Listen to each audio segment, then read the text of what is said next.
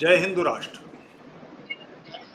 अभी थोड़ी देर पहले मैं ऑनलाइन था तो मैंने उसमें पीड़ा व्यक्त की। पीड़ा इस माने में कि ये जूना अखाड़े के महामंडलेश्वर यति नरसिंहानंद जी ने कहा कि पिछली चर्चा में कि हमें बुलाता कौन है। यति नरसिंहानंद क्या व्यक्तिगत किसी हित के लिए बात कर रहे हैं? क्या किसी को गाली दे रहे हैं? किसी के साथ बदतमीजी कर रहे हैं? और अगर उग्र हो रहे हैं, तेजस्वी हो रहे हैं, तो क्या उनकी वाणी सत्य नहीं है? क्या वो धर्म की बात नहीं कह रहे? धर्म को तेजस्वी होना चाहिए, वीर होना चाहिए। आखिर हम कब तक निर्वीर्य रहेंगे?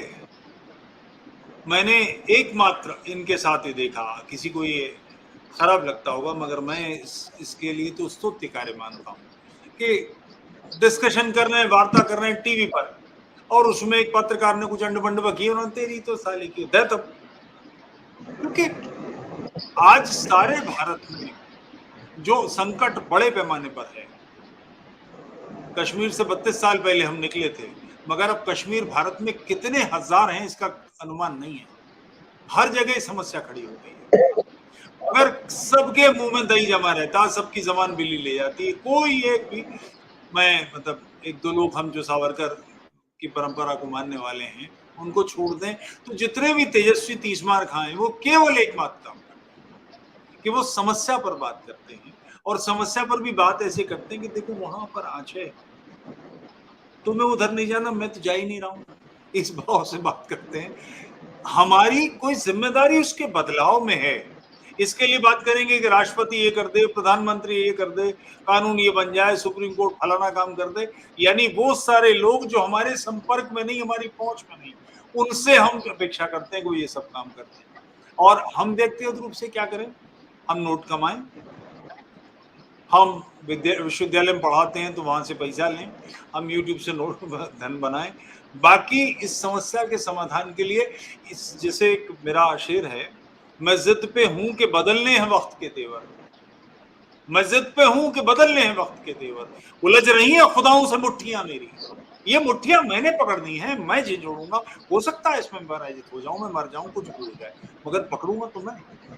तो ये काम करने वाली जो एक सबसे प्रखर आवाज है, उस आवाज को ये पीड़ा है। और उन्होंने कोई बड़े कष्ट से नहीं कहा, सामान्य बात की कि हमें बुलाता कौन है। एक ऐसा व्यक्ति जो बीकानेर जैसी जगह गाड़ी से जाता है, लौट कर आता है, इसलिए कि धर्म के बारे में हम बात कर सकें, धर्म के बारे में लोगों को हम जुझारू बना सकें, उत्सुक बना सकें, तेजस्वी बना सकें, लगातार कार्य करें।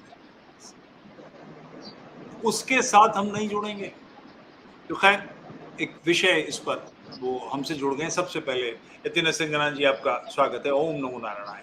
जय हिंद राष्ट्र। ओम नमो नारायणाय। भाई साहब, हर हर महादेव, हर हर महादेव। माँ और महादेव सदैव आपकी रक्षा करें, आपके परिवार की रक्षा करें। आपको बहुत बहुत प्रणाम, बहुत बहुत साधुवाद आपको भाई साहब। तो इतने विनम्र, मैं बहुत निकट से मैंने सन्यासी देखे हैं, सन्यासी नहीं होते, मंडलेश्वर तो बिल्कुल भी नहीं होते। छत्र छवर रहता है, चार आदमी उनके ऊपर मोर्चा लिखा रहे, ये आदमी कहीं किसी के पास जहां जरूर तो वो पहुंच जाए। कोई सामान्य व्यक्ति धरने के लिए जिसके पास 50 लोग नहीं, आवाज दे, यति जी मां मौजूद, ऐसी स्थिति। तो इसके लिए हमारी भी कुछ सोच होनी चाहिए।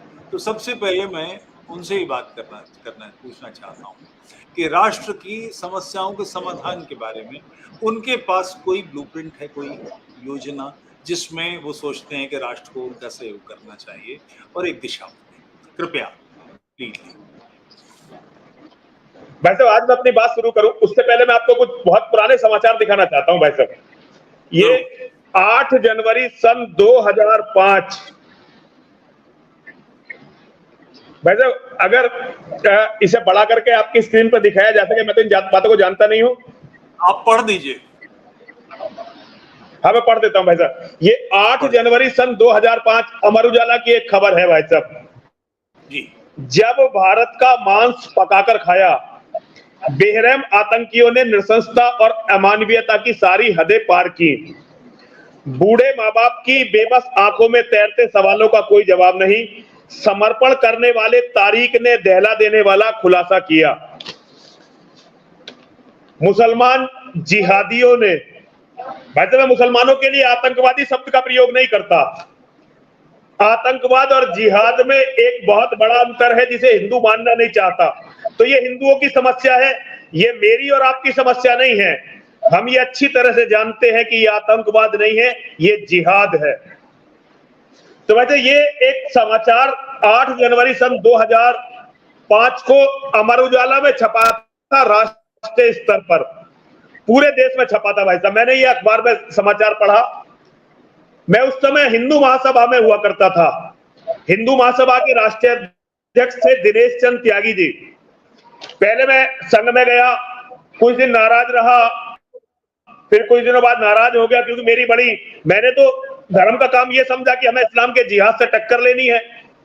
लेकिन वहां मेरी बातों को गलत माना गया। मैं हिंदू महासभा में चला गया। हिंदू महासभा में मुझे पढ़ने का बहुत अवसर मिला। मतलब जो किताबें मैंने पढ़ी उसमें हिंदू महासभाइयों का बहुत बड़ा हाथ है। हिंदू महासभाइयों के कारण मुझे हिंदू धर्म की बहुत सारी ऐसी बातें पता चली जो आम आदमी को पता नहीं चलती। सावरकर जी की किताबें, पीएन ओक जी की किताबें, बहुत सारी ऐसी किताबें, नाथूराम गौडसे जी की विचारधारा के पास से समीप से जानना, ये बहुत सारी ऐसी चीज हुई। तो भाई जब ये मैंने समाचार पढ़ा कि एक हिंदू का मांस मुसलमान जिहादी पकाकर खा गए, तो मेरे मन के अंदर बड़ी वितृष्णा आई। भाई साहब मतलब आदमी आदमी को पकाकर खा गया, ये बड़ी अजीब सी बात लगी मुझे भाई साहब। तो भाई साहब मैंने गाजियाबाद के कलेक्ट्रेट पर केवल इस घटना को लोगों के सामने लाने के लिए पहले मैंने कई संस्थाओं से बात की कि भाई ऐसा हो गया। संस्थाओं ने इस पर कोई प्रतिक्रिया नहीं दी। तो भाई साहब मैं केवल ये की बात चर्चा हो, इसकी चर्चा हो, मैं गाजियाबाद के कलेक्ट्रेट पर अनशन के लिए बैठ गया। भाई साहब जब मैं गाजियाबाद के कलेक्ट्रेट पर अनशन के लिए बैठा तो वहां मुझे एक मेरे मित्र हैं, उन्होंने मुझे एक अन्य समाचार ला कर दिया। उन्होंने मुझे एक समाचार ला कर दिया, वो दैनिक जागरण में छपा था। भाई साहब दैनिक जागरण में ये छपा था कि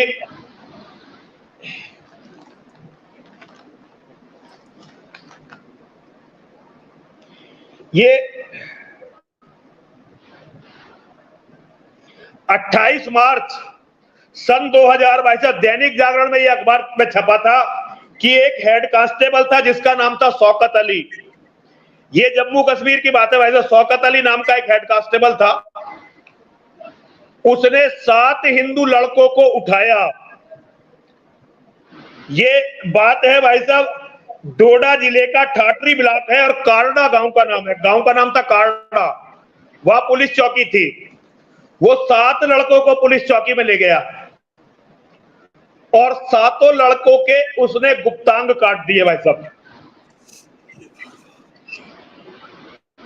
और भाई साहब अपने मुसलमान साथियों के साथ उसने उन 7 लड़कों के शरीर के अलग अलग हिस्से भाई साहब काटे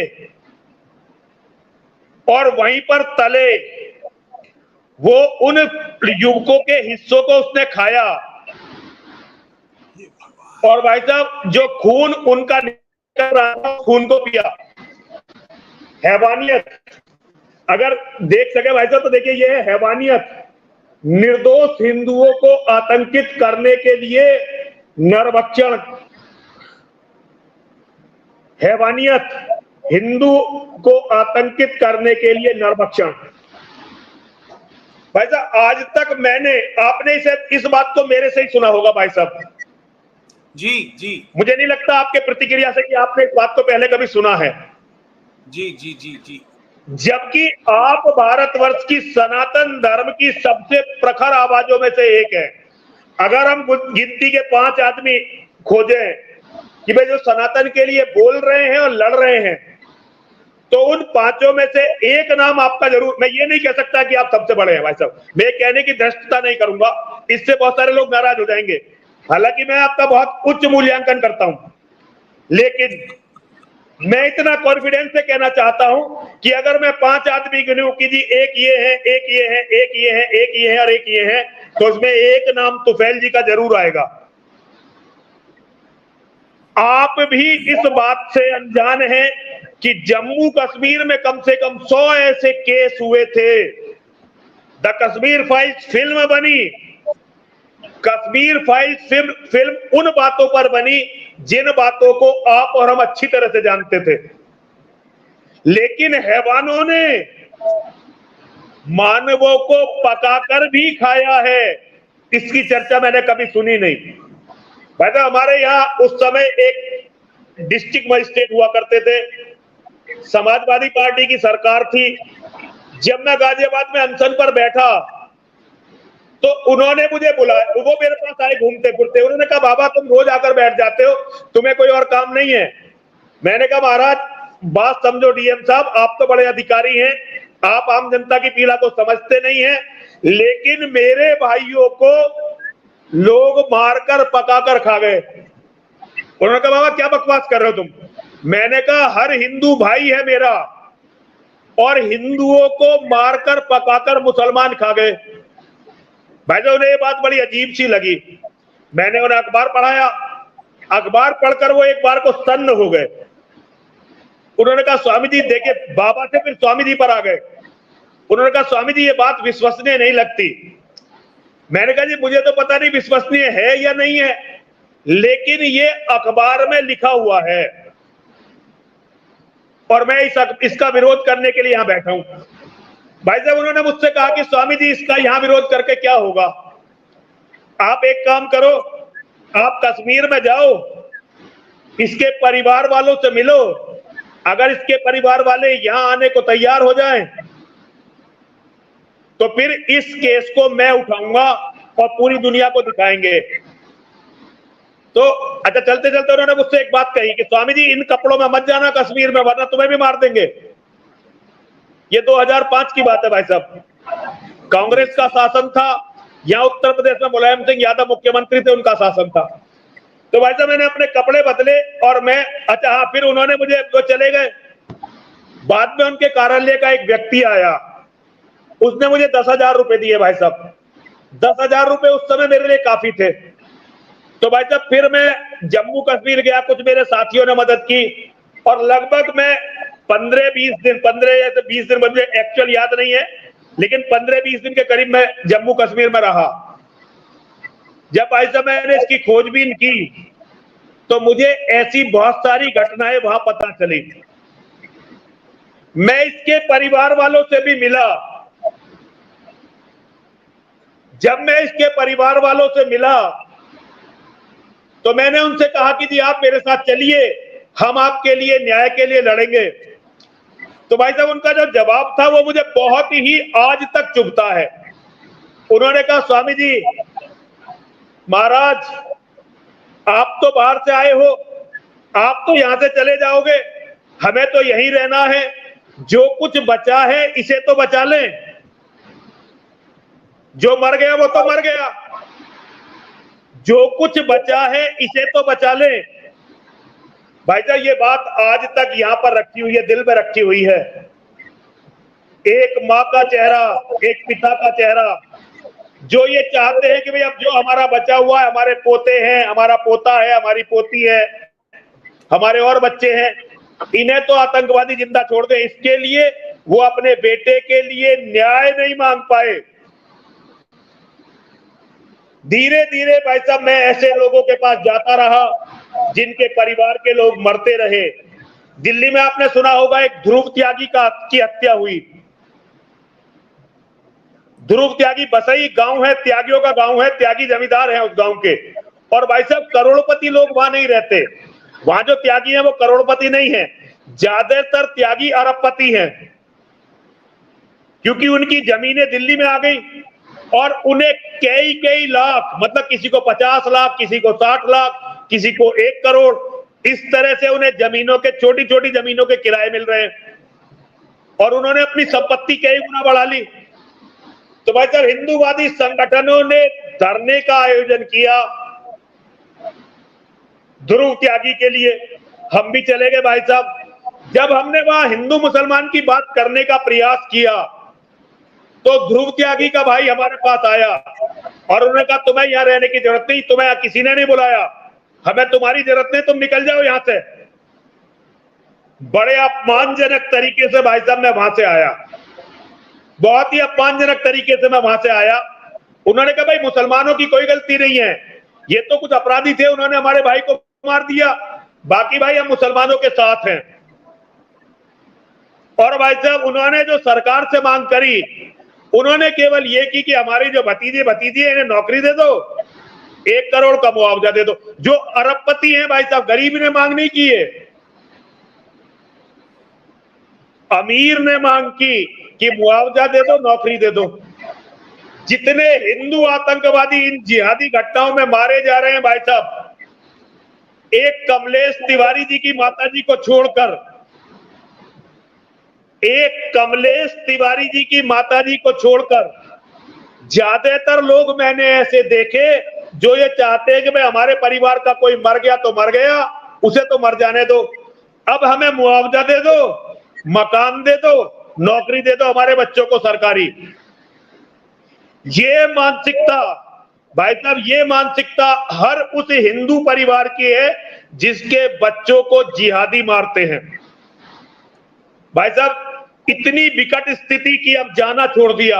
अभी 6 महीने पहले हमारे यहाँ एक अनुराग त्यागी नाम का लड़का यहां भट्टी में झोंक दिया, भट्टी का मैनेजर था भाई साहब, भट्टी में जिंदा झोंक दिया और पुलिस ने केस मैनेज किया भाई साहब, पुलिस अधिकारियों ने,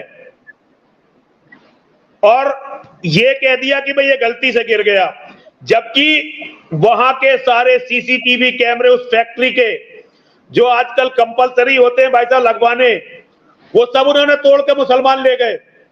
ये जो जिहादी है भाई साहब ये ले गए, लेकिन उसके परिवार से मिलने गया तो भाई साहब इतनी पीड़ा आज तक है। उसके परिवार वालों ने ये कहा कि स्वामी जी अब हमें बात बढ़ानी नहीं है, बस इसके जो एक बेटा एक बेटी इसकी विधवा, इनका किसी तरह जीवन कट जाए।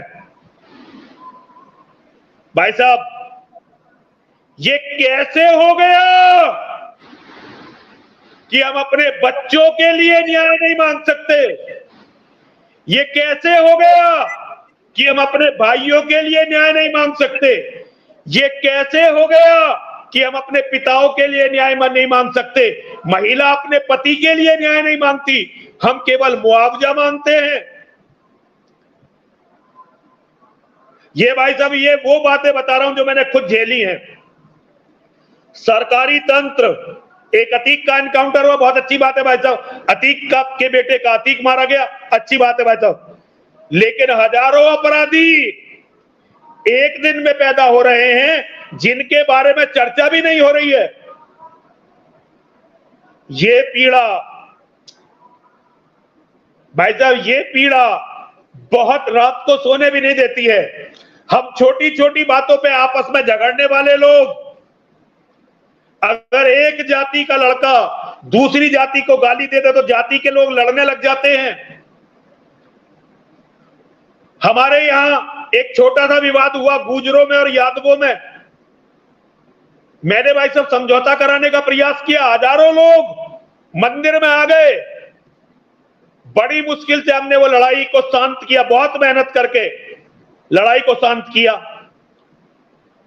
गुजरों के हजारों लड़के आए, पिछले 3-4 महीनों में कई गुजर मुसलमानों ने मार दिए,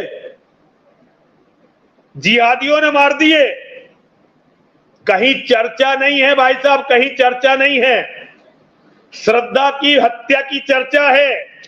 मेरठ में एक यश रस्तोगी नाम का लड़का, यश रस्तोगी, आप भाई साहब गूगल करके देख लीजिए, मैं आपको भेज भी दूंगा खबर।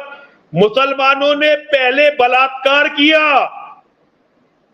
भाई साहब, दोस्तों ने पहले बलात्कार किया और फिर टुकड़े टुकड़ों में करके नाले में बहा दिया। कहीं चर्चा नहीं है, ना सोशल मीडिया पर कहीं कोई चर्चा है, क्योंकि सोशल मीडिया पर चर्चा होती है उस जगह की जहां पर बीजेपी का राज नहीं होता। बीजेपी के राज में जहां हिंदू की हत्या होती है वहां सोशल मीडिया पर चर्चा जैसे मैं मेरठ के गुजर की, मेरठ के त्यागी की, अभी दीपक त्यागी का मर्डर हुआ मेरठ में, भाई साहब खजूरी गांव है, सर काट कर ले गए भाई साहब, सर काट कर घर में रख लिया। कई दिनों बाद पुलिस उस सर को रिकवर कर पाई। घर की फ्रिज से सर मिला भाई साहब, घर की फ्रिज से। इतना साहस यहां जिहादियों का बढ़ा हुआ है, लेकिन कहीं भी चर्चा नहीं है। हिंदुओं पर इतने अत्याचार होते हैं कि पत्थर भी पिघल जाए अगर उन अत्याचारों को सुन ले, लेकिन पूरी दुनिया में कहीं भी कोई चर्चा नहीं है। दुनिया के हर मंच पर इस बात की चर्चा होती है कि भारत का हिंदू नृशंस हो गया है, भारत का हिंदू अत्याचारी हो गया है, भारत का हिंदू अत्याचार कर रहा है मुसलमानों पर, ईसाइयों पर। लेकिन भाई साहब अंतर धार्मिक अपराध अगर आप अध्ययन करें हम ठीक से, तो एक आध कहीं कोई हिंदू किसी मुसलमान की जिहादी की हत्या करता है हजारों में, बाकी हजारों हिंदू मारे जाते हैं अलग अलग तरीकों से, लेकिन दुनिया में कहीं भी चर्चा नहीं होती। मैं वैसे ये चाहता हूं कि आपके जैसे योद्धाओं के मार्गदर्शन में एक ऐसी संस्था खड़ी हो जिसका नाम हो हिंदू बचाओ मोर्चा, जो हर हिंदू के केस को यूएन जैसे मंच पर रखे और यूएन से पूछे कि तुम दुनिया में अत्याचारों की चर्चा करते हो, हम इतने लोग मारे गए, मारे जा रहे हैं, इसकी चर्चा तुम क्यों नहीं कर रहे हो? हम मजबूर करें अमेरिका को, हम मजबूर करें यूरोप को, हम मजबूर करें यूएनए को कि हम पर जो अत्याचार हो रहे हैं उनकी भी तो कहीं चर्चा होनी चाहिए। हम अपने छोटे छोटे विवादों से निकले भाई साहब, हम इस बात से निकले कि हम में कौन आर्य समाजी है, हम में कौन हनुमान का भक्त है, हम में कौन राम का भक्त है, हम में कौन कृष्ण का भक्त है। हम ये देखें कि हमारी परिणति क्या हो रही है, हम किस तरह से हमारे बच्चे मारे जा रहे हैं, किस तरह से हमारी बेटियां मारी जा रही है। ये जो भाई साहब ये केरला फाइल्स चल रही है, ऐसी सच्चाई कौन नहीं जानता, लेकिन भाई साहब जब तक फिल्म नहीं आई हम तो ये दिखाएंगे कि हमें ये पता ही नहीं था। अरे लाशों से बलात्कार करने वाले जंगली भाई साहब, ये जो जौहर और साके होते थे ये इन्हीं के डर से तो होते थे। लाशों से भी बलात्कार करने वाले लोग जब इस देश में आने लगे तो माताओं बहनों बेटियों को जलना पड़ा कि कहीं हमारी लाश से बलात्कार ना हो जाए। आज इसकी कहीं चर्चा नहीं होती। हमने कभी नहीं सोचा इस देश के पाठ्यक्रम में बप्पा रावल क्यों नहीं पढ़ाए जाते। हमने कभी नहीं सोचा इस देश के पाठ्यक्रम में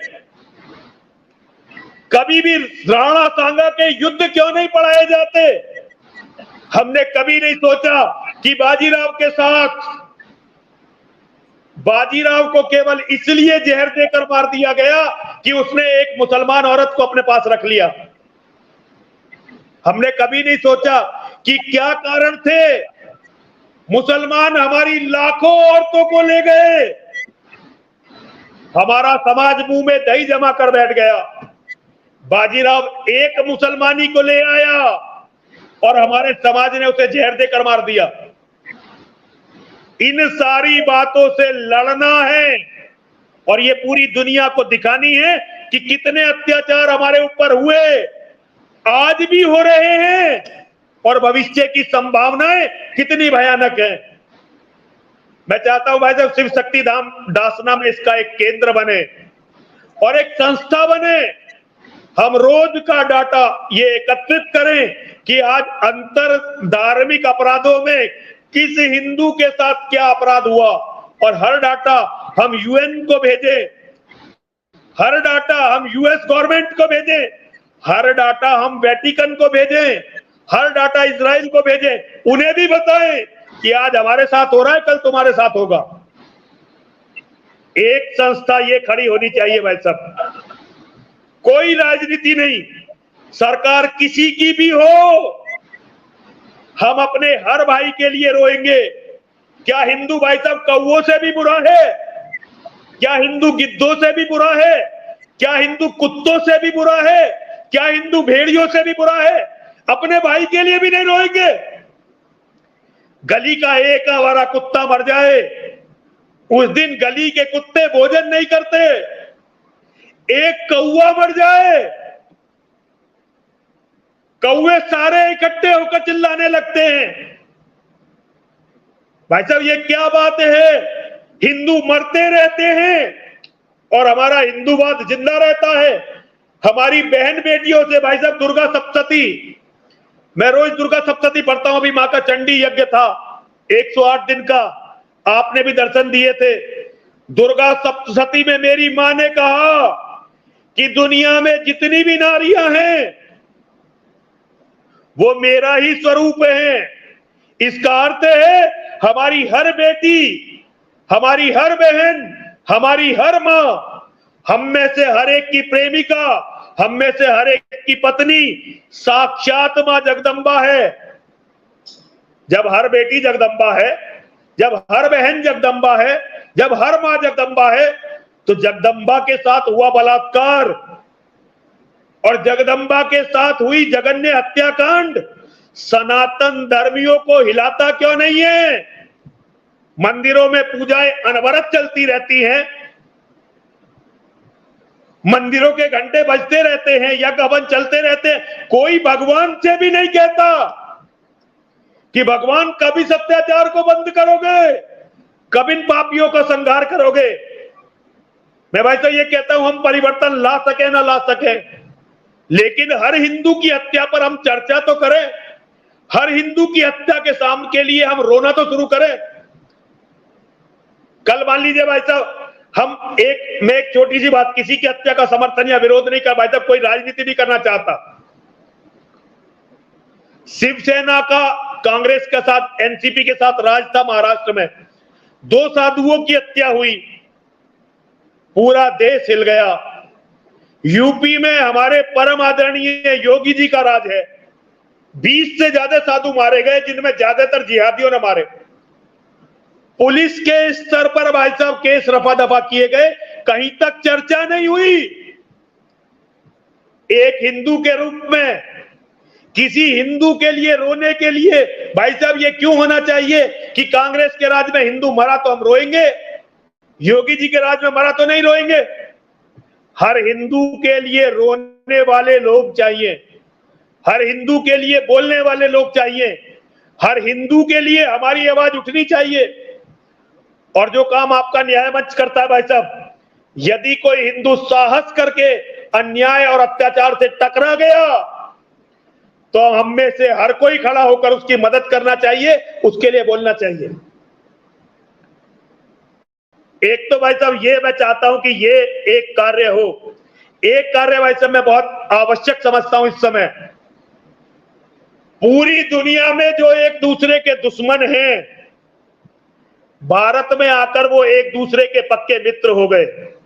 इस्लाम, ईसाईयत, यहूदियत और कम्युनिज्म ये सारे भारत में एक हैं और धार्मिक मतलब सेकुलरिज्म के साथ है। सेकुलरिज्म का जो अर्थ है भारत में वो ये है कि इस्लाम के जंगलीपने का, इस्लाम के जाहिलपने का, इस्लाम की गंदगी का बचाव करके उसकी गंदगी को सनातन के मुंह पर मलना, इसे कहते हैं धर्मनिरपेक्षता। पूरी दुनिया में हमारे ऊपर जो अत्याचार हुए हम उनके बारे में रो नहीं पाए, इसलिए आज दुनिया को लगता है कि हिंदू बहुत अच्छे हैं और हिंदू बहुत खराब हैं और सब पर अत्याचार करते हैं। दुनिया का सबसे बड़ा पीड़ित समाज दुनिया में षड्यंत्रकारियों की तरह दिखाया गया। इसका सबसे बड़ा कारण हमारे पास हमारे मित्र थे ही नहीं जो दुनिया में हमारी बात करते। इक्का दुक्का लोग हमारे पक्ष में बोले, जैसे एनी बेसेंट और इस तरह के कुछ लोग हमारे पक्ष में बोले, आज भी हैं जो कुछ लोग हमारे पक्ष में बोलते हैं, लेकिन ज्यादातर दुनिया हमारे पक्ष में बोलती नहीं है, क्योंकि हिंदुओं ने मित्र बनाए नहीं। हमने सबको एक तरफ से षड्यंत्रकारी घोषित किया, एक तरफ से षड्यंत्रकारी घोषित किया, और सबके बारे में केवल विश्वमन किया, लड़ाई किसी से भी नहीं की। भाई साहब, अंतिम युद्ध किसी भी शत्रु से नहीं ठाना गया। हमने अंतिम युद्ध ठानने का साहस ही नहीं किया। हम केवल लड़ते रहे, हम कहते रहे ये बहुत बुरा है, ये हमारा ये गलत कर रहा है, षड्यंत्र कर रहा है, ये बहुत बुरा है, ये षड्यंत्र कर रहा है, ये बहुत बुरा है, ये षड्यंत्र कर रहा है। लेकिन कभी भी हमने उन षड्यंत्रकारियों को मिटाने की कोशिश नहीं की। अगर हम युद्ध लड़ते तो भाई साहब हमें मित्रों की भी जरूरत होती, और हमें एक सिद्धांत पता होता कि शत्रु का शत्रु मित्र होता है। लेकिन हिंदुओं ने इस सामान्य सिद्धांत पर भी कार्य नहीं किया, और इस दुर्गति को प्राप्त हुए जो आज दुर्गति है हमारी। इस गलती को सुधारने का समय है भाई साहब। एक ऐसी संस्था खड़ी करने की जरूरत है जो सारी दुनिया के इस्लाम के जिहादियों को बेनकाब करने का काम करे। भाई साहब, सारी दुनिया के सामने जो इस्लाम का खतरा है, ये आज सबसे बड़ा, और खतरे भी हैं, मैं ये नहीं कह रहा और खतरे नहीं हैं, लेकिन भाई साहब इस्लाम का जिहाद कैंसर है, बाकी खतरे और बीमारियों की तरह हैं। हम धरती कैंसर से बचेगी तभी तो और बीमारियों से लड़ेगी, वरना कैंसर ही सारी धरती को समाप्त कर देगा। पूरा एक वैश्विक मंच बनाना जिसमें हर वो व्यक्ति, हर वो समूह हमारे साथ हो, जहां तक इस्लाम का जिहाद पहुंचा है, पहुंचने वाला है, हर व्यक्ति को इस्लाम के जिहाद के परिणामों के बारे में बताना और एक मंच क्रिएट करना, ये भाई साहब एक इस समय बहुत आवश्यक काम है। मैं ये चाहता हूं कि आपके जैसे लोग इस काम में भी मेरे साथ आए, हम लोग साथ मिले और पूरी दुनिया के ईसाइयों को, यहूदियों को, बौद्धों को, नास्तिकों को, एक्स मुस्लिमों को साथ लेकर ये बताएं कि जिहाद थोड़े दिनों में तुम्हारे भी घर तक पहुंचने वाला है। और इसके लिए बहुत जल्दी भाई साहब हम लोग मिलकर एक सम्मेलन का आयोजन करें। ये दूसरा काम भाई साहब। तीसरा काम, हम हिंदू अपने धर्म के बारे में नहीं जानते। मैं भाई साहब इक्का दुक्का लोगों के बारे में नहीं कहता, लेकिन बड़े बड़े धर्माचार्य, अपने आप को बड़ा बड़ा तपस्वी, बड़ा बड़ा योगी बताने वाले, अपने आप को त्रिकालदर्शी बताने वाले भी धर्म के बारे में ना जानते हैं ना समझते हैं। हमारे पास बहुत बड़े बड़े विश्वविद्यालय हैं भाई साहब, हमारे पास ऐसे विश्वविद्यालय हैं जो इंजीनियरिंग सिखाते हैं, हमारे पास ऐसे विश्वविद्यालय हैं जो चिकित्सा विज्ञान सिखाते हैं, हमारे पास ऐसे विश्वविद्यालय हैं जो हमें कला के बारे में बताते हैं, कॉमर्स के बारे में बताते हैं, व्यापार के बारे में बताते हैं। एक भी ऐसा विश्वविद्यालय नहीं है जो धर्म को बताता हो।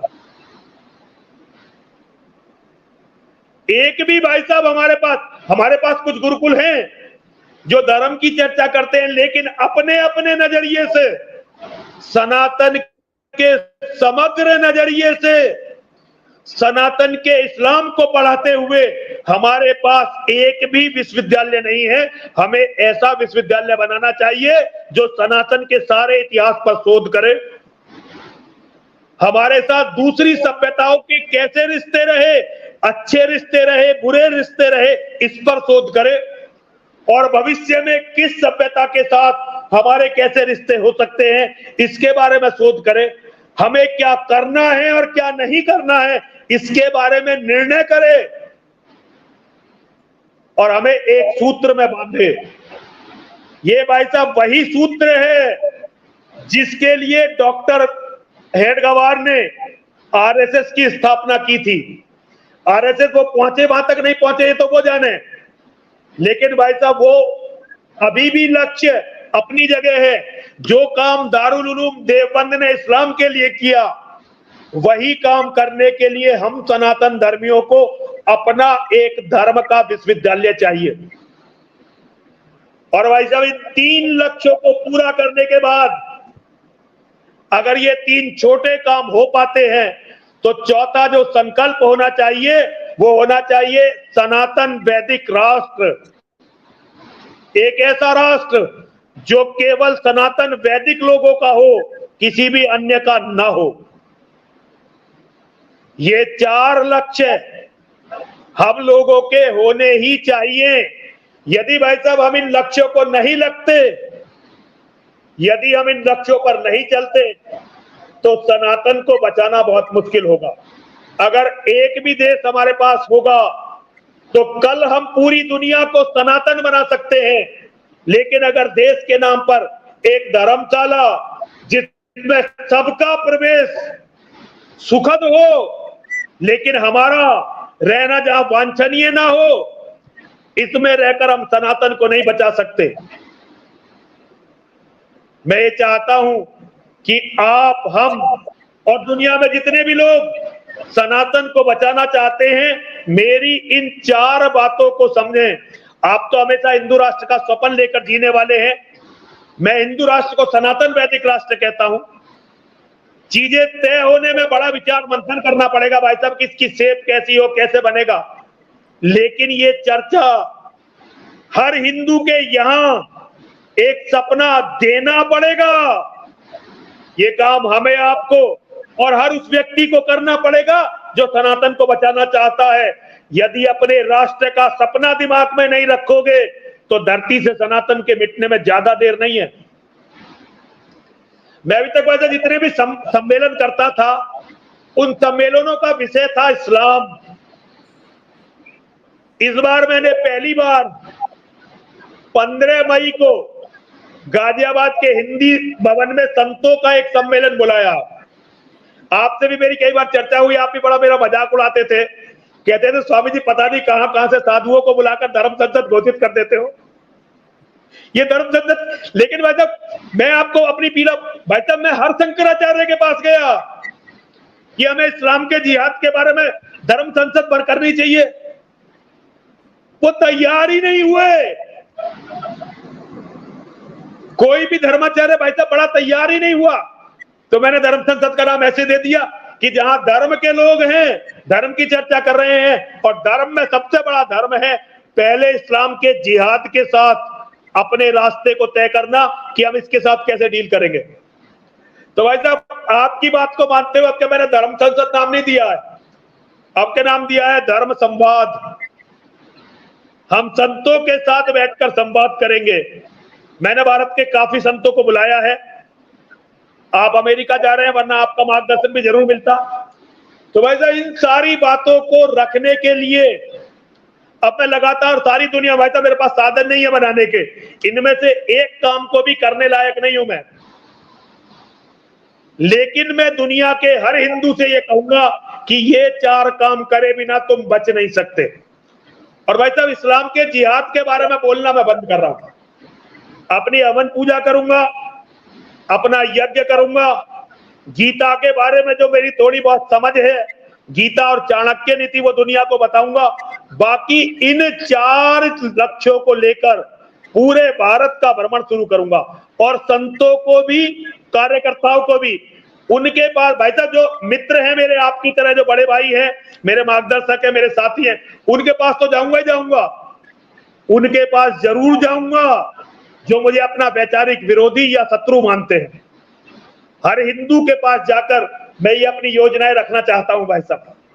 आज आपका बहुत बहुत ऋणी हूं भाई साहब कि इस समय वैचारिक बहुत बड़े मेरे प्रति दुर्भावनाओं का समय है भाई साहब। मतलब कई बार समय विपरीत होता है, तो ये वो समय है मेरे साथ जब ज्यादातर हिंदू मुझे अपना शत्रु मानकर बैठे हुए हैं, लेकिन मैं हिंदुओं का शत्रु नहीं हूं भाई साहब। जो है फिर निर्णय तो मार महादेव करेंगे, और निर्णय आने वाला भविष्य करेगा। हिंदू को धर्म सिखाना इसलिए जरूरी है कि हिंदू लंगोटी बांधे हुए एक चरित्रहीन को, एक धोखेबाज को राष्ट्रपिता घोषित कर देता है, लेकिन सावरकर जैसे तपस्वी को चैनलों पर बैठकर हिंदू माफी वीर, गद्दार, विश्वासघाती है, तो भाई साहब वो भी हिंदू ही ना। जो सावरकर के बारे में इन अपशब्दों का प्रयोग करते हैं, हम ये तो नहीं कह सकते ना कि वो मुसलमान है तो वो भी हिंदू ही ना भाई साहब, लेकिन वो अपने धर्म को नहीं जानते, वो ये जानते ही नहीं है कि वो कर क्या रहे हैं। ऐसे लोगों को धर्म समझाने का प्रयास अब बहुत ही अंदर से भाई साहब हर व्यक्ति से मिलने की कोशिश करूंगा। ये मेरी छोटी सी योजनाएं हैं भाई साहब, आपका आशीर्वाद होगा, आपका सहयोग होगा। और आप मेरा भाई साहब सबसे बड़ी देखिए समस्या क्या है, मुझे मंदिर से निकलने ही नहीं दे रहे हैं, सुरक्षा के नाम पर बिल्कुल कैद कर दिया गया हूं, कहीं भी ना तो जाने देते हैं ना मंदिर से निकलने देते हैं भाई साहब। और भाई साहब स्थिति इतनी बुरी मेरी कर दी है कि अब आपको क्या बताऊं, मतलब मैं भिक्षा यात्रा कर रहा था, मंदिर की दीवार टूट गई, उसके जीर्णोद्धार के लिए वो नहीं करने दी मुझे।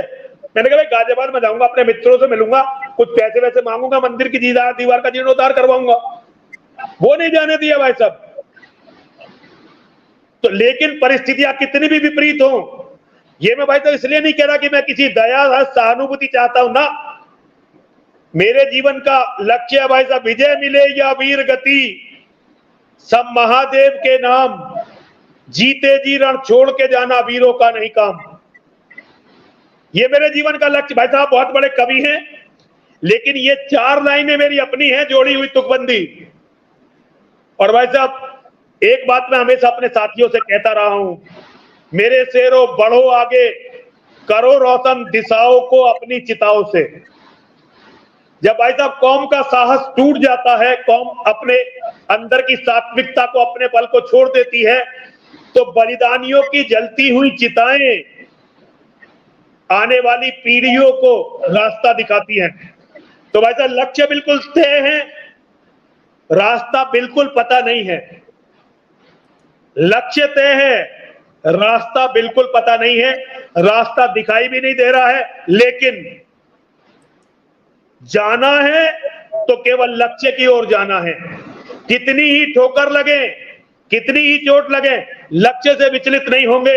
ये मेरा अपने आप से संकल्प है भाई साहब, किसी से बताने की बात नहीं है, अपने आप से संकल्प है ये। बहुत अच्छा, आप बहुत के अपनी स्थिति से असंतोष अनुभव करना, छटपटाहट अनुभव करना और फिर वहां से आगे बढ़ने की बात शुरू होती है।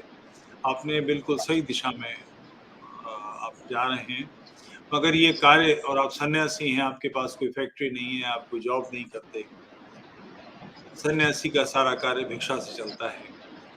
कोई आपको सहयोग करना चाहे तो कहाँ करे, कैसे करे? कोई बैंक अकाउंट भाई साहब नंबर, मेरा कोई एक ट्रस्ट है जी, एक ट्रस्ट है जिसका नाम है यति नरसिंहानंद सरस्वती फाउंडेशन। ये अभी थोड़े दिन पहले बनाया हुआ है। तो पहले तो मैं व्यक्तिगत भिक्षा पे आधारित था, लेकिन मेरे कुछ साथी है, उन्होंने कहा भाई ट्रस्ट बना लो, तो भाई साहब मैंने एक ट्रस्ट बनाया, और उस ट्रस्ट का अकाउंट नंबर है भाई साहब 12000002552224। ये गाजियाबाद के कैनरा बैंक का अकाउंट है भाई साहब, आरडीसी में कैनरा बैंक है, उसका अकाउंट है भाई साहब ये। और आईएफएससी कोड है इसमें CNRB 00187880। और भाई साहब गूगल पे का भी नंबर है 8882070534। ये मैंने आपको लिखकर भेज दिए भाई साहब, ये मैंने आपको सब लिखकर भेज दिए हैं। काहे प्राइवेट चैट में डाला, कहाँ डाला? ये भाई साहब मैंने इस पर डाला है आपको व्हाट्सएप पर। अच्छा, मैं इसको फिर दिखाने की 1 मिनट होल्ड कीजिए।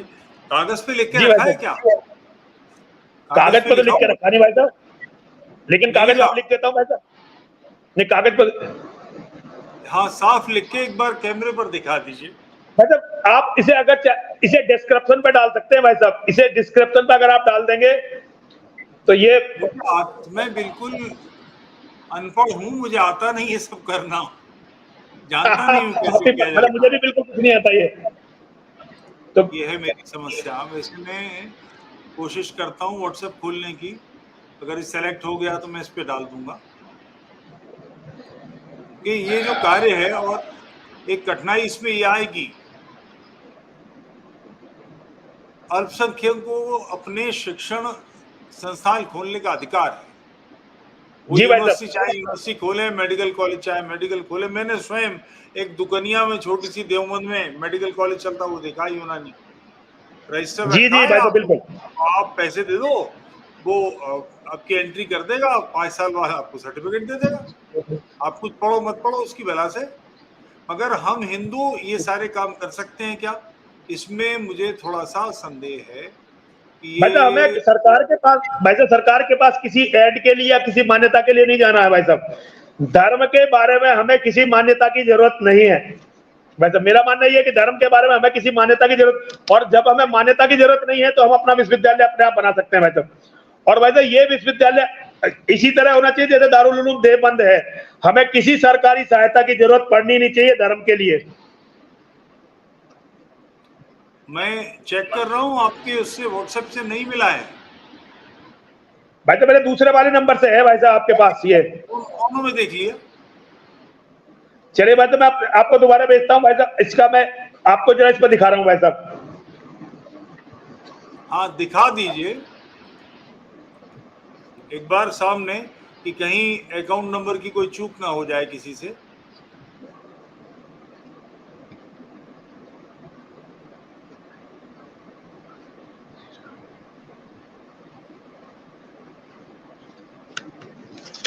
भाई तो ये है अकाउंट नंबर। नहीं साफ नहीं, थोड़ा पीछे कीजिए, थोड़ा पीछे, थोड़ा पीछे। नहीं, साफ नजर नहीं आया। मैं दोबारा भाई साहब प्रयास करता हूँ, फिर दोबारा प्रयास करता हूँ। तब तक मैं कुछ कमेंट लेता हूँ। जी भाई साहब, जी भाई साहब। उमंग माहेश्वरी जी बहुत बहुत धन्यवाद सुपर स्टिकर के लिए।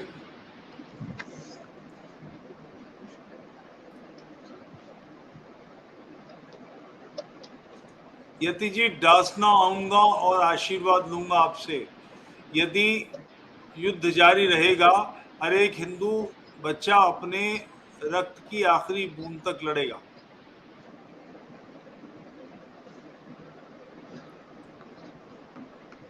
कृष निश्चित रूप से संघर्ष करेंगे, मगर ये युद्ध कैसे होगा अगर अपना असली नाम तक नहीं डाल पा रहे, वो भी छद्म प्रयोग कर रहे हैं जूझने के लिए।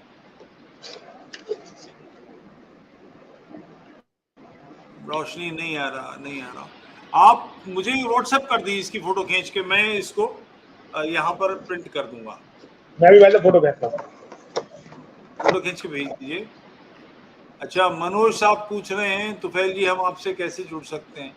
यति जी ने तो आपको विवरण दे ही दिया, मेरा ईमेल एड्रेस ले लीजिए, TUFAILCHATURVEDI tufailchaturvedi@gmail.com। इस पर अपना मैसेज, मोबाइल नंबर डाल दीजिए, मैं आपसे स्वयं संपर्क करूंगा।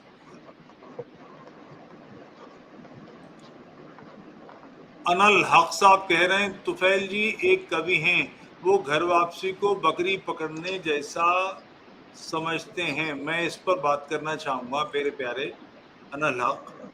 आपके पूर्वज या और जो अनल हक नाम वाले हैं, ये कैसे बने हैं? 712 ईस्वी में पहला आक्रमण सफल हुआ, उससे पहले 14 बार आक्रमण पराजित हुआ था, अब काट के डाल दिए गए थे। फिर भी कुफ्र मिटाने के लिए, बुतखाने ढाने के लिए बाहर से हमला होता रहा, इतने बड़े राष्ट्र पर, इतने बड़े देश पर जिसमें सैकड़ों राज्य थे। सपना देखिए, निश्चित रूप से हम लोग करते हैं, लगातार हम लोग शुद्धियां कर रहे हैं। शुद्धियों का कोई विषय आता है तो हम सहयोग भी करते हैं, ऐसा नहीं कि शुद्धियां नहीं हो रही, खूब हो रही है, घर वापसी खूब हो रही है। बकरी पकड़ने जैसा ही कार्य है। बकरी कब पकड़ी जाती है? जब चारों तरफ से घिर जाती है।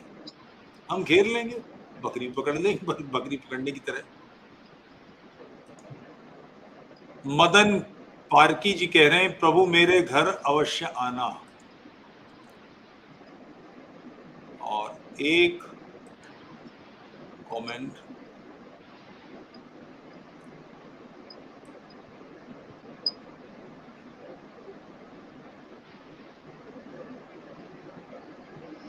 आगे भाई साहब मैंने भेज दिया है वो आपको। जी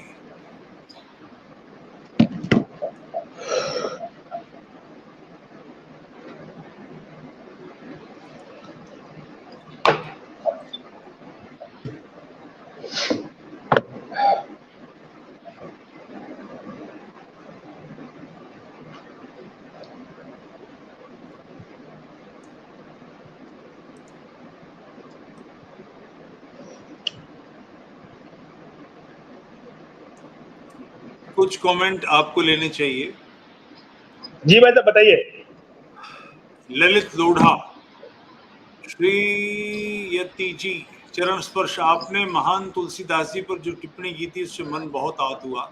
उस समय राक्षसों का राज था और तुलसीदास जी कुछ भी बोलते तो उनका सर कलम हो जाता, और आज हिंदुओं को हनुमान चालीसा ना, तो कुछ कहना चाह रहे, नहीं मिल पाती शायद, जैसा कुछ। देखिए ये एक बहुत ही मूर्खतापूर्ण बात है भाई साहब। ये जब लोग अपने कुछ विचार मन में बना लेते हैं और उनसे बाहर निकलना ही नहीं चाहते, हिंदू समाज बिल्कुल उन्हीं चीजों में है। मैं ये नहीं कह रहा कि वो कुछ कहते या नहीं कहते। एक बेटे के लिए उसकी मां का बलात्कार होना, उसकी मां की हत्या होना, पिता की हत्या होना, ये छोटी बात नहीं है। भगवान राम का मंदिर टूटना छोटी बात नहीं है। अगर तुम्हें रोने में भी, मैं आज भी यही कह रहा हूं, मैं आज भी, आपने शायद ललित लोढ़ा जी ने मेरा पूरा वो सुना नहीं, ये चीजें तुम्हारे खून में डाली गई और तुम इन बीमारियों से लड़ना ही नहीं चाहते हो। आज भी लोग अपने लोगों का हिंदू, भाई साहब अभी यहां एक बिचैला कांड हुआ, बिचैला कांड में एक गौ हत्यारा मारा गया, मरा तो अपने आप हार्ट अटैक से, लेकिन मुसलमानों ने भाई साहब सिर पर आसमान उठा लिया, करोड़ों रुपए उसके परिवार वालों को मिले और पता नहीं कितने हिंदू जेल में रहे। मैंने किसी भी महान तुलसीदास जी पर कोई अभद्र टिप्पणी नहीं की, मैंने उनके सम्मान में कोई भी अपमान नहीं किया। कुछ प्रश्न मैंने उठाए, अगर आप उन्हें सुनना नहीं चाहते तो मुझे क्षमा करिए भाई, मेरे किसी काम के आप नहीं हो। जो हिंदू अपने पिता की हत्या की आवाज भी ना उठा सके, वो आपके लिए कितना ही महान हो, मैं उसे महान मानूं, ये मेरे पे आप जबरदस्ती नहीं कर सकते। और मैंने पहले ही सम्मान के साथ कहा था कि मैं उनकी साहित्यिक प्रतिभा पर या उनकी भक्ति को चुनौती नहीं दे रहा हूं। और भाई, मौत से डरने वाले कभी भी महान नहीं हुआ करते। सरकलम तो हुए, करोड़ों लोगों के हुए, बहुत सारे ब्राह्मण अपने धर्म पर खड़े खड़े मर गए। ब्राह्मणों की एक लाखों ब्राह्मणों की सूची है। मतीदास को कौन मार रहा था अगर मतीदास अपने धर्म से समझौता कर लेते? सतीदास को कौन मारने वाला था यदि सतीदास अपने धर्म से समझौता कर लेते? आज हम जिंदे हैं तो केवल और केवल उन बलिदानियों के वजह से जिंदे हैं जिन्होंने अपनी जान पर खेलकर हमें बचाया। और बचाने का एकमात्र तरीका था कि वो अन्याय और अत्याचार से लड़े।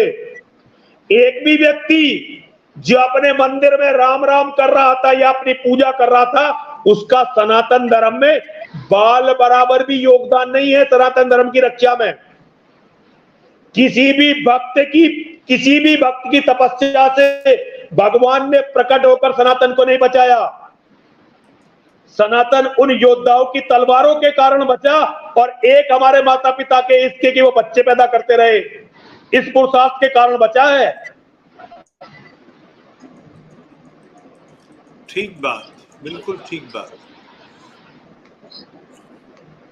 ये ललित लोढ़ा जी ने जो कमेंट किया है ये आधा है, बहरहाल मैं कोशिश करता हूं इस कमेंट को आप ही लें। अभिषेक मीना कह रहे हैं यति जी नाम के सूर्य को विनय नाम का सूर्य ग्रस रहा है। सूर्य को सूर्य ग्रस रहा है, ये कुछ गड़बड़ कर रहे हैं आप, आपकी उपमा तुलना ठीक नहीं है। असल में हिंदुओं की समस्या, सबसे बड़ी समस्या ये है, हिंदू जानता ही नहीं कि उसका दुश्मन कौन है। ना हिंदुओं में किसी को यति गिरस रहा है, ना विनय किशोर चतुर्वेदी किसी को गिरस रहे हैं। हम लोग तो केवल अपने सनातन धर्म को बचाना चाहते हैं और हम अच्छी तरह से जान गए हैं कि हमारा दुश्मन कौन है, हम उस दुश्मन से लड़ना चाहते हैं। और एक बात मैं आपको बता दूं, अपनी मित्रता के लिए, साथी के साथ के लिए बलिदान हो जाना या खत्म हो जाना, ये तो गौरव की बात होती है भाई। साथियों को छोड़कर भाग जाने वाले सूर्य नहीं होते। सूर्य अपनी जगह पर स्थिर रहता है, वो छोड़कर नहीं भागते।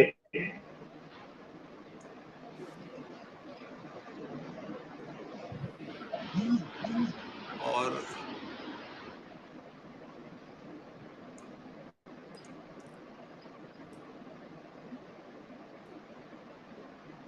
एक सज्जन ने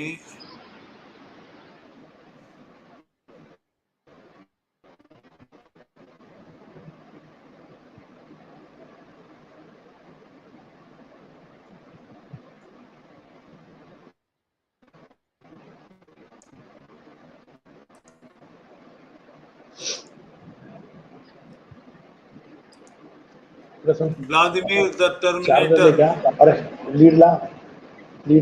कह रहे हैं हिंदुओं को संघ ने 95 सालों में मूड बनाकर बर्बाद किया। अब सुपर कमेंट लीजिए, लेना पड़ेगा। देखिए भाई साहब, ये एक बहुत मूर्खतापूर्ण बात है। हमें कोई बर्बाद नहीं करता, हमें हमारी कायरता, हमारी अकर्मण्यता और हमारा कमीनापन बर्बाद करता है। क्या संघ ने किसी से ये कह दिया कि तुम अपनी बहन बेटियों की रक्षा मत करो? हालांकि मैं संघ का आदमी, संघ से बिल्कुल असहमत हूं भाई साहब, उनकी पॉलिसियों से। लेकिन क्या संघ के पैदा होने से पहले हमारे पे इस्लाम के अत्याचार नहीं हो रहे थे? क्या हमारी बहन बेटियों की मंडी नहीं लग रही थी? क्या हमारे लोगों का कत्ल नहीं हो? कोई एक संस्था या एक व्यक्ति इसके लिए दोषी नहीं है। ये एक बहुत बड़ा इतिहास है जिसका अध्ययन करना सबके लिए बहुत जरूरी है। हम उसे जानते ही नहीं, इसलिए अपनी गलतियां दूसरों पर थोपते रहते हैं। हिंदुओं की कठिनाई ये है कि वो जो शत्रु है, बड़ा शत्रु है, इस्लामी चैनल रात दिन हमारे देवताओं की, हमारे वांग्मय की, हमारे साहित्य की, हमारे मंदिरों की बुत परस्ती, इसकी उसकी, और अब से नहीं 1300 वर्ष से खिल्ली उड़ा रहे हैं, तोड़ रहे हैं, सब कुछ कर रहे हैं। जिस दिन बाप ये सामने जो जामा मस्जिद है दिल्ली में, इसका इतिहास खुलेगा, इसकी सीढ़ियों में मूर्तियां दफन हैं। मुस्लिम इतिहास में इसको जब खोला जाएगा तो सब निकलेगा। जो कुव्वतुल इस्लाम मस्जिद है कुतुब मीनार में, तो उसमें जो मूर्ति, जो सीढ़ी है, उसमें उल्टी करके भगवान विष्णु की मूर्ति दफन की गई है, जिसको छिपा दिया गया और ऊपर पत्थर रख के। सामने है सारी चीजें, उनसे तो बोल नहीं सकते। कर क्या रहे हैं?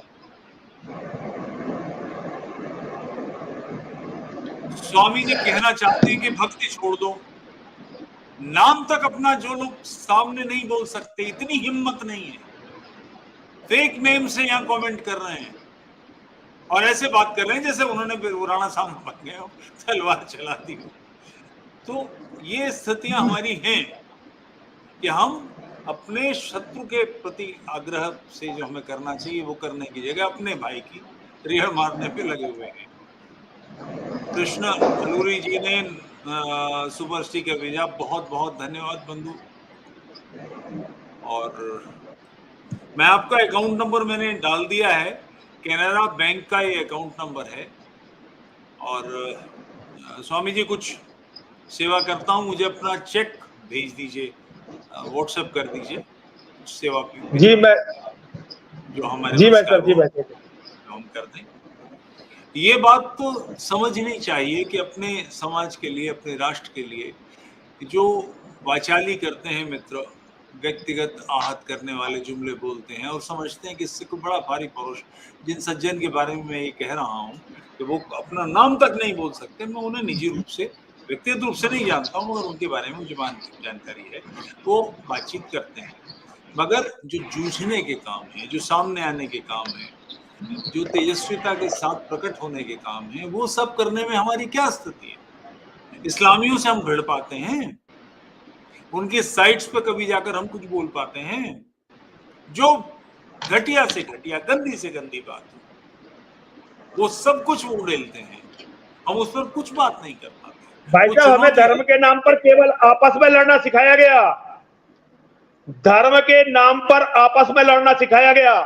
शैवों के और वैष्णवों के झगड़े कुंभ के मेलों में होते रहे।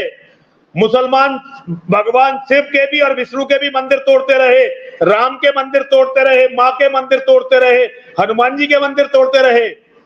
लेकिन सन्यासी केवल इस बात के लिए लड़ते रहे कि कुंभ में पहला स्नान कौन करेगा।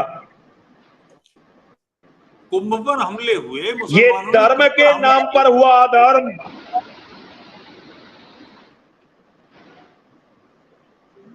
एक सज्जन कुछ पूछ रहे हैं, इसका उत्तर मुझे देने दीजिए।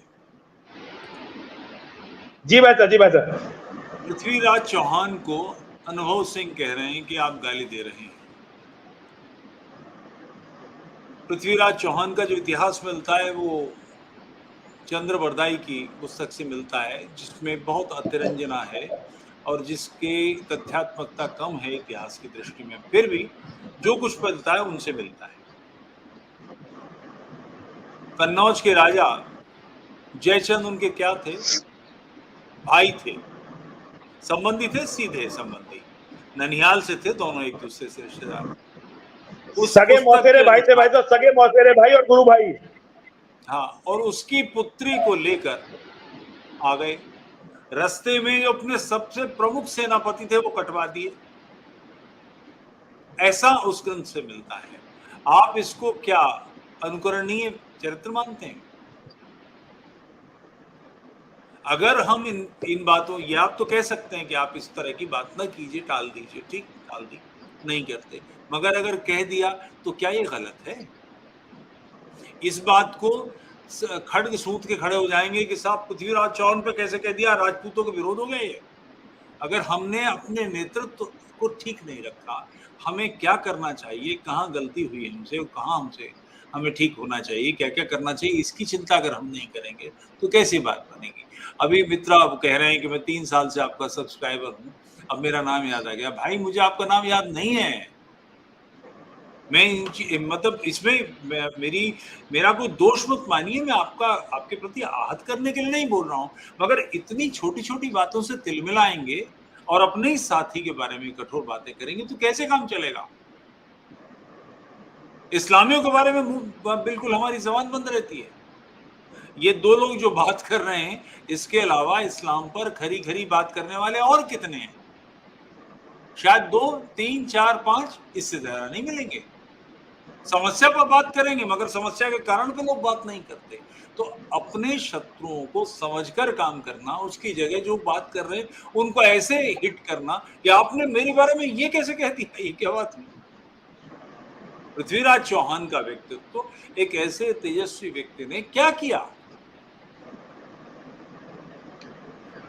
कितने बार छोड़ा मैं ये नहीं जानता। उसने 7 बार छोड़ा, 17 बार छोड़ा, 1 बार छोड़ा तो क्यों नहीं मार दिया, क्यों नहीं कंटक काटा, ये क्या है? तो ऐसी बातों को निश्चित रूप से अगर कोई कह रहा है तो इससे आहत मत होइए। ये कोई यति नरसिंहानंद सन्यासी हैं, न वो ब्राह्मण है, न क्षत्रिय है, न वैश्य है, न शूद्र हैं, इन चारों वर्णों से बाहर हैं। सन्यासी अपना श्राद्ध कर देता है, अपना स्वयं श्राद्ध करता है, वो इन सारी बातों से परे होता है। अच्छा, अब ये एक फिर उन्होंने तिल मिलाकर कमेंट किया, श्रीमान विषय पर असहमति को पचाना कब सीखेंगे आप? विषय पर असहमति है कहां प्यारे? ये तो ये लग रहा है ऐसे कि आपने कह के दिया मैं तो ना काट के मानूंगा। ये असहमति का कौन सा विषय, कौन सी बात आई, कौन सी आपने एक तर्क दिया? मैं उपलब्ध हूं, मैं नोएडा रहता हूँ, ये डासना रहते हैं, जब चाहे हम सबके उपलब्ध हैं। आप चाहेंगे तो कभी हमसे तार्किक बहस करना चाहें, आपको लगता है कि हम गलत हैं या मैं गलत हूं, मुझे पूरी जानकारी नहीं है, आपके पास अधिक जानकारी है, तो निश्चित रूप से बैठिए हमारे साथ, ऑनलाइन बैठिए, हमको हमारा मार्गदर्शन कीजिए, इसमें कोई दिक्कत नहीं है।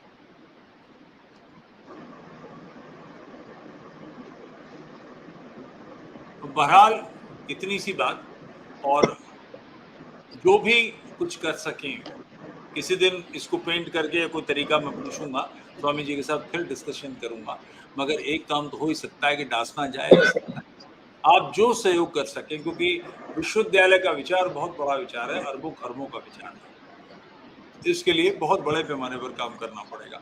मगर इस देश में मालवीय जी हुए जिन्होंने काशी हिंदू विश्वविद्यालय बनाया, मांग के ही बनाया, हम भी बना सकते हैं। एक बड़ी ज्वाला, एक बड़ी ज्योति जगाई जा सकती है, निश्चित रूप से जगाई जा सकती है। तो स्वामी जी आपका बहुत बहुत धन्यवाद कि आपने बड़ी गंभीर बातचीत की। आपका भाई साहब, आपका बहुत बहुत धन्यवाद, आपका बहुत बहुत धन्यवाद भाई साहब। अभी आप जब अमेरिका से आ जाएंगे वापस तो मैं आपके दर्शन करने के लिए, अगर मुझे जाने दिया तो मैं आपके दर्शन करने के लिए आऊंगा। मैं स्वयं जी। आऊंगा, तो कोई बात ही नहीं। जी और आपके साथ मिलकर एक बहुत जल्दी एक सम्मेलन मैं भी बुलाना चाहता हूं, लेकिन वो सम्मेलन केवल मैं हिंदुओं का बुलाना नहीं चाहता भाई साहब, पूरी दुनिया के काफिरों को बुलाना चाहता हूं, यहूदियों को बुलाना चाहता हूं, ईसाइयों को बुलाना चाहता हूं, जो भी इस्लाम के खिलाफ खड़ा हो सके दुनिया में। पहले वैसे इस्लाम से हम देखिए भाई साहब, मैं बहुत बड़ा विचारक नहीं हूं, मैं तो एक साधारण सा इंजीनियर हूं। मेरे लिए 2 और 2 4 ही होगा, कभी भी 2 और 2 5 या 2 और 2 3 नहीं हो जाएगा। मैं गणित का व्यक्ति हूं, इंजीनियर हूं। मेरी बुद्धि ये कहती है कि पहले एक समस्या से लड़ लो, अगर हम इस एक समस्या से जीत पाए तो आगे कोई बात संभव होगी, अगर हम इस एक समस्या से ही नहीं जीत पाए तो आगे कुछ भी संभव होना संभव नहीं है। तो आप भाई साहब अमेरिका से होकर आइए, फिर हम लोग चर्चा करेंगे और भी सब लोगों से चर्चा करेंगे बहुत जल्दी। धर्म संसद की जगह पूरे विश्व की धर्म संसद, और वैसे उसमें निमंत्रण हर उस व्यक्ति को देंगे जिसे ये जानना चाहिए कि इस्लाम कल को उसकी बेटी के साथ, उसके बेटे के साथ, उसकी पोती के साथ, उसके पोते के साथ क्या कर सकता है। ठीक बात है। बहुत बहुत धन्यवाद मंजन जी। और एक सज्जन ने ये कमेंट किया है, दासना जी मंदिर जाने से पहले फोन पर संपर्क हो जाता तो ठीक था, कृपया मेरी प्रार्थना को यति बाबा तक पहुंचाने का कष्ट करें। आप उपलब्ध हैं कि नहीं, ये कैसे पता लगेगा किसी को? देखिए अभी मैं अपने सहायक का नंबर दे दूंगा भाई साहब, वो लगातार सबके संपर्क में रहते हैं। नंबर बोल दीजिए। नंबर कैसा नंबर क्या तुम्हारा? 75095 75095 050 71 75095 05071। इस नंबर बिल्कुल पर भाई साहब यही है। बिल्कुल पूछ लीजिए कि महाराज जी उपलब्ध हैं, तो उसके बाद जाइए, पधारिए। ये मेरे सहायक का नंबर है भाई साहब, बता देगा जब भी मैं यहाँ आऊंगा, मिलेंगे बिल्कुल भाई साहब। आए बच्चे आए बहुत खुशी से। रुद्र ठाकुर कह रहे हैं मुझे आपसे दीक्षा लेनी, कैसे संपर्क होगा गिरी बाबा जी आपसे? आप शिव सच्चिदानंद दासना आइए जी, नंबर आइए, पधारिए। तो बहुत बहुत धन्यवाद आप सभी का, मिलते हैं। जय हिंद राष्ट्र। हर हर महादेव भाई साहब, जय हिंदू राष्ट्र, हर हर महादेव, जय हिंदू राष्ट्र।